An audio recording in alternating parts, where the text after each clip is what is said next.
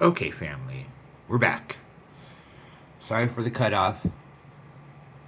My phone has serious issues, and I'm operating on very limited funding to do this kind of work. I had to come down to Southern California to work a job, and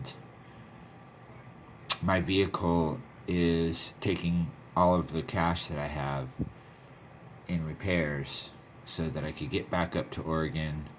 This is my last final week, and without the help of my subscribers, I would not have been able to do this video today.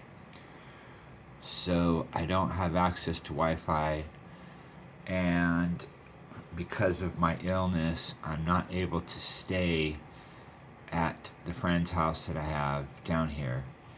I'm highly allergic to their place, and so I'm having to spend a lot more money than I anticipated in just camping alone. It's $40 a night, so it's been really rough.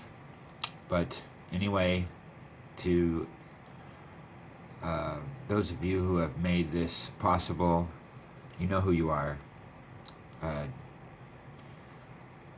Deep, deep, deep thanks from the bottom of my heart. And for those of you who are hearing this video, this has been brought to you by subscribers. What would not be possible without them. So what we're looking at here is the alignment tomorrow with the moon and the northern fish. And if you've done your studies on the heavens proclaim the glory of God, then you will know the significance of the bride, which is the moon. And we're going to go ahead and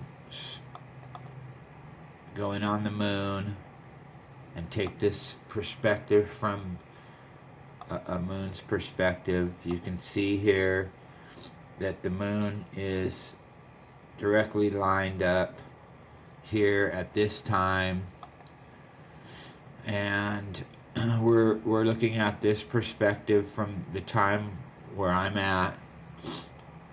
So this is tomorrow at 6:55 a.m. in Southern California. We're looking at the moon, the bride, aligning with the northern fish. And at the same time, we have Venus, the bright and morning star, and the sun, the bridegroom, and the messenger, all in the constellation of Pisces. And this is giving us a great message, I believe, to the bride.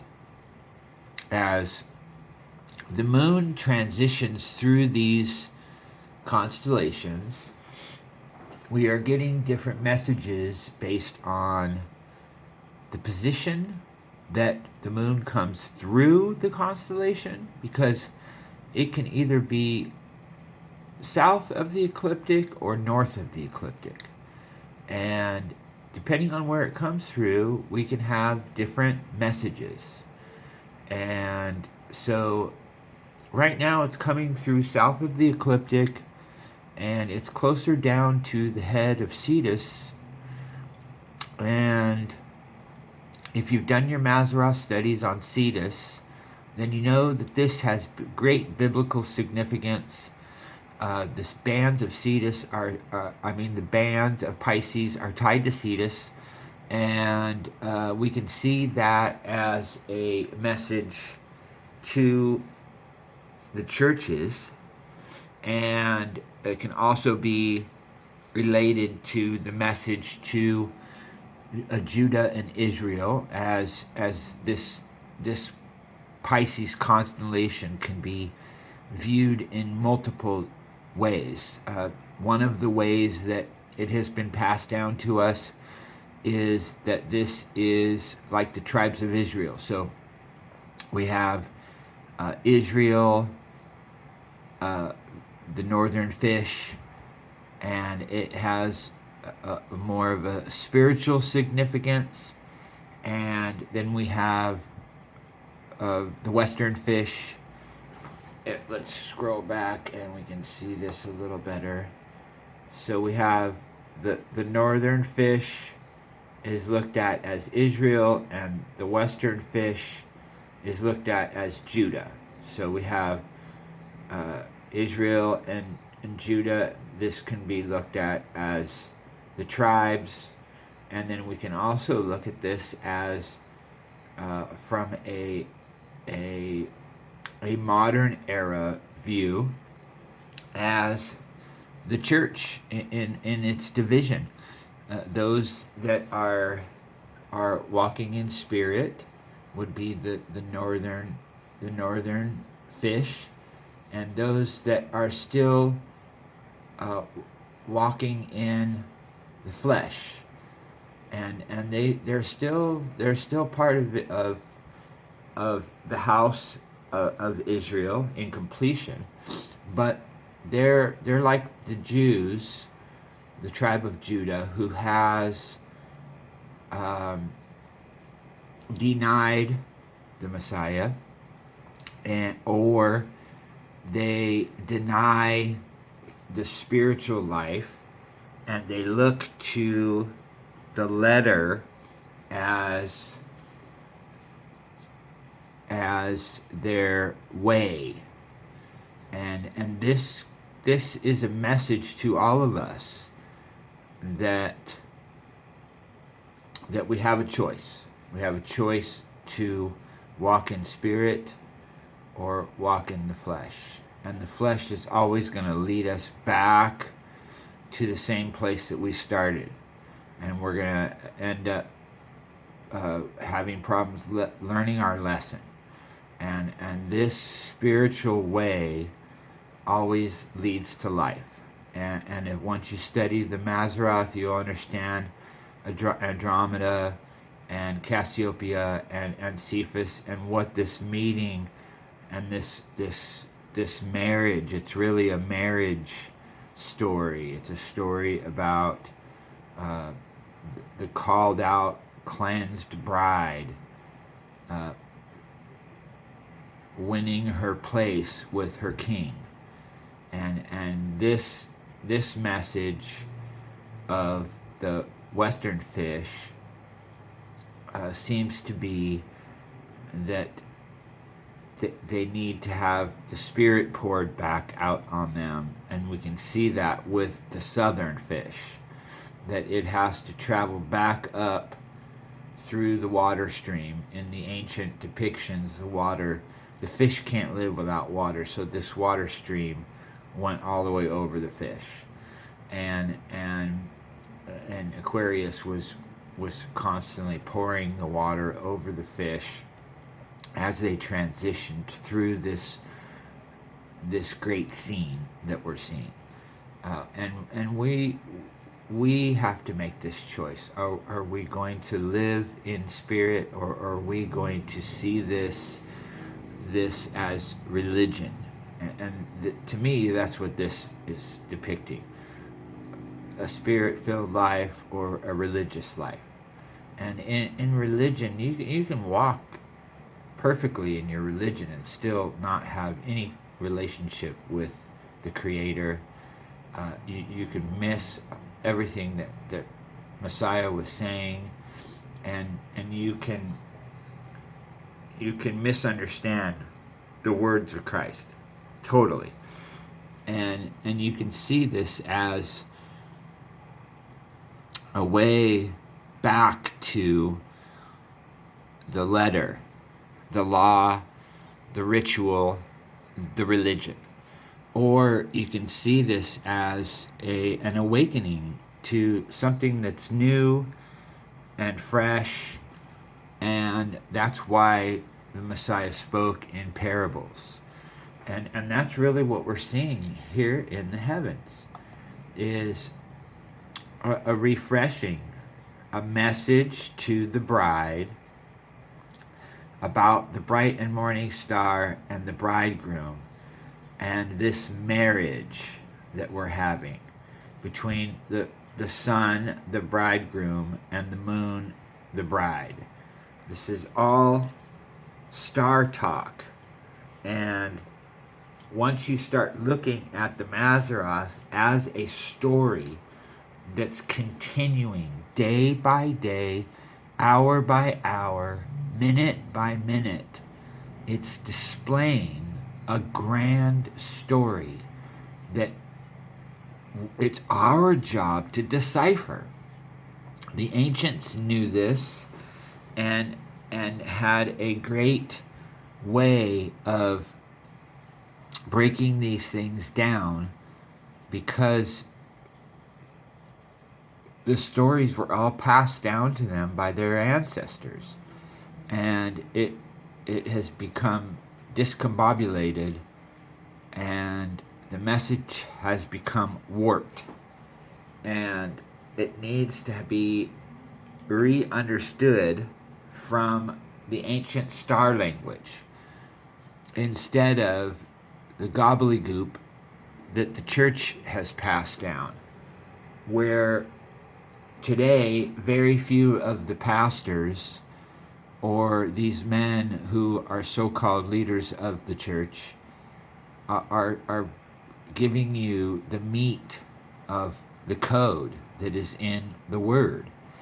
The Word is a code, and it's really code language for the ancient depictions of the Bible. The Bible was in the stars before it was ever in book form, and it made it into book form in code, and that's why what we're discussing about the letter of the law is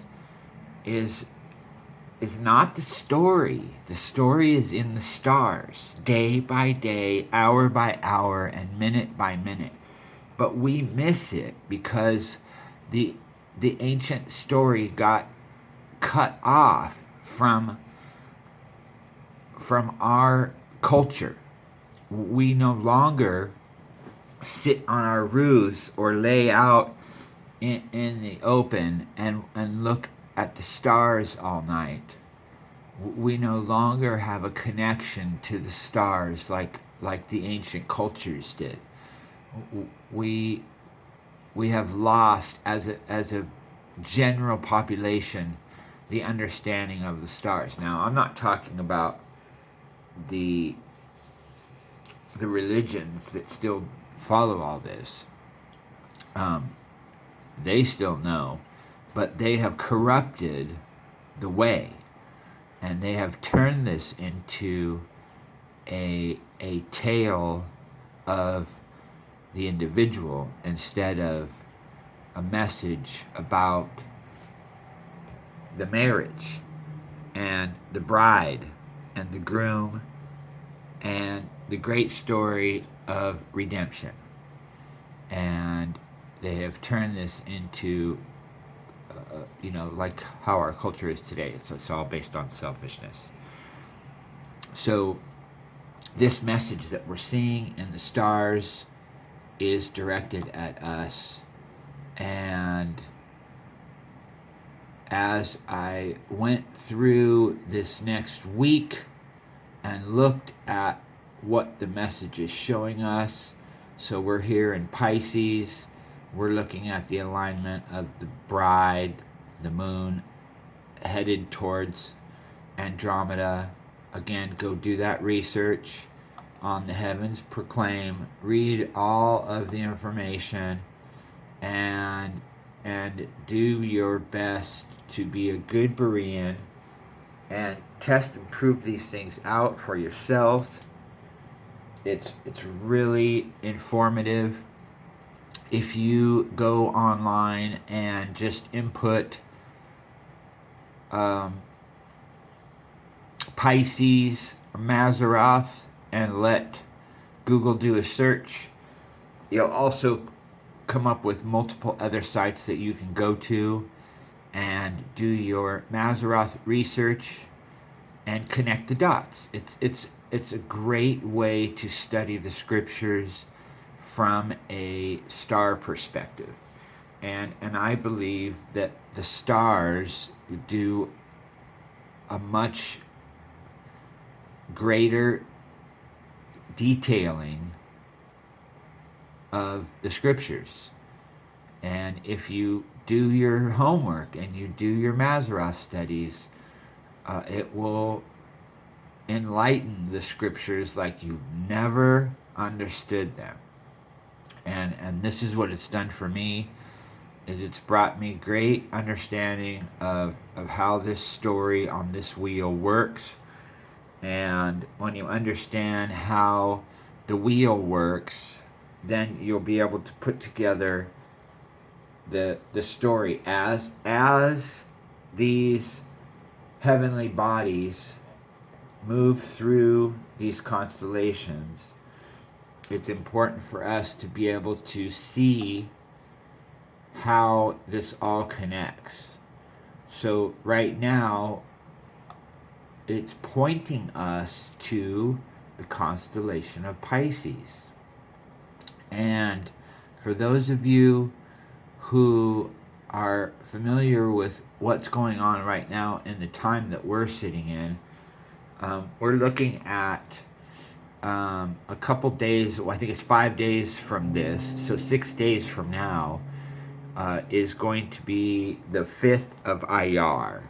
And the 5th of Iyar in 1948, on May the 14th, was the same day that it will be on the 17th of April. So if you look at the Hebrew calendar, let's go to the 17th. And what we're going to show you is we had on the 12th the alignment of the bride with the northern fish. And now what we're seeing is the alignment of the bridegroom with the northern fish. And we can see here that the bridegroom is directly on the line, and we're looking at the 5th of Iyar. This would be the equation on the Hebrew calendar of the day that they brought the state of Israel back into the world stage. And this isn't when Israel actually became an official nation, but this is when the call went out that they were bringing the state back into existence. And so we have this as a sign on that day that the sun is in the northern fish on the 17th, the day that aligns with May the 14th, 1948. And we're going to come back in another video and we're going to break down associated signs. We also see here on the 17th that the moon is back in the silver gate and it's a crescent. And for those of you who watched my video before last, you'll know that we're looking at gates and portals. And these gates and these portals can have great significance when everything aligns. And if you remember my last series, we're looking at Venus in Taurus, and that is when we have a great significance between Orion, the moon, the sun, and Venus. And so in the next video, we're going to come back and we're going to show you that alignment and how that has some very great significance coming up on May the 14th. Thanks for joining us.